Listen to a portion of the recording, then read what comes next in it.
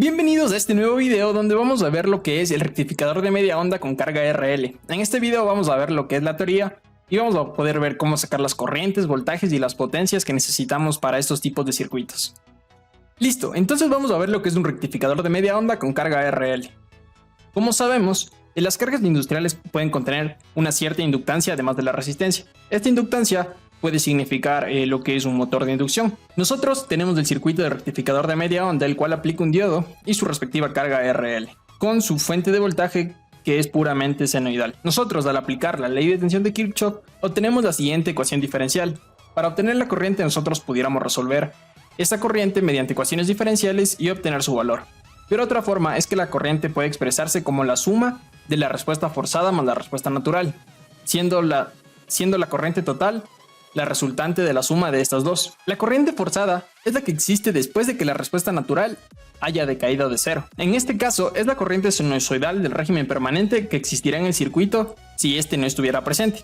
Entonces, tenemos aquí lo que es la corriente forzada en función del tiempo y la podemos expresar como el voltaje pico sobre la impedancia del circuito por el seno de omega t menos teta. Para nosotros poder sacar la impedancia, lo único que hacemos es sacar la raíz cuadrada a la suma de los cuadrados de la resistencia y de omega por la inductancia elevado al cuadrado.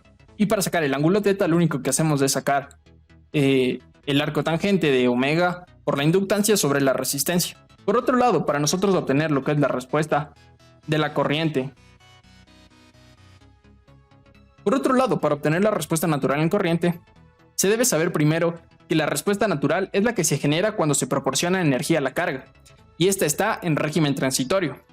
Y esta se resuelve mediante ecuaciones diferenciales y se obtiene la siguiente ecuación exponencial. Como podemos ver aquí, la corriente natural, en función del tiempo, tenemos que es el voltaje pico sobre la impedancia por el seno de teta por la exponencial elevado a la t menos tau, donde tau para un circuito con carga RL tenemos que es la inductancia sobre la resistencia. Listo, entonces esta corriente va a estar representada de la siguiente manera. La corriente total del circuito va a estar representada por el voltaje pico sobre la impedancia que va a multiplicar al seno de omega t menos teta más del seno de teta t elevado a la menos t sobre tau. Otra forma de representar la corriente es en función de omega t. Para esto lo único que hacemos es multiplicar y dividir para omega aquí en esta parte del exponencial y así nos queda la corriente en función de omega t. Cabe recalcar que esta corriente solo va a ser válida para corrientes positivas debido a la presencia del diodo, la cual va a cortar las partes negativas de esta corriente.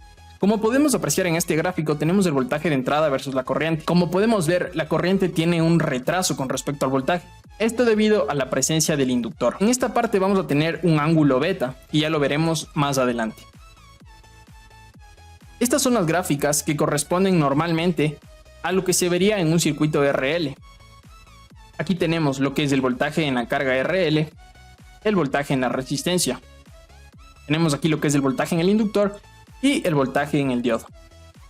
El diodo permanece más tiempo polarizado en directa que en pi radianes. Aquí se puede ver cómo va de 0 hasta un ángulo beta. Normalmente en un rectificador de media onda con carga resistiva, nosotros solo vemos que el rectificador se pone en directa en 0 hasta pi. Pero por la presencia del inductor, este tiempo se extiende. De la misma forma, la tensión en la bobina se hace negativa cuando la corriente decrece. Como lo podemos apreciar en este gráfico, aproximadamente en este punto, antes de pi, se puede apreciar cómo la corriente comienza a decrecer. Ese es el momento exacto en que el voltaje en la bobina se hace negativo y se lo puede observar aquí en las gráficas para mayor facilidad. Por otra parte, tenemos que el punto en el que la corriente alcanza el valor de 0 es cuando el diodo se corta, es decir, cuando el diodo ya no deja pasar la corriente. El ángulo en el cual la corriente se anula se lo conoce como ángulo de extinción y se le denota con la letra beta. Para nosotros poder calcular el ángulo beta, lo único que tenemos que hacer es reemplazar en la ecuación de la corriente e igualarle a 0, porque sabemos que la corriente en ese ángulo va a ser 0. Entonces nosotros, al reemplazar y simplificar, nos queda la siguiente expresión, que es del seno de beta menos teta más del seno de teta por e elevado a la menos beta sobre omega tau es igual a 0. Entonces, con esta ecuación de aquí, nosotros podemos hallar lo que es el ángulo beta. La única dificultad es que esta no tiene en sí una solución analítica. Para eso se va a necesitar programas o algún método numérico para poder resolver este. Y por último, vamos a revisar todas las ecuaciones que nos van a ayudar para calcular los valores dentro de un rectificador de media onda con carga RL. Para esto, por primer lado, tenemos lo que es el voltaje eficaz.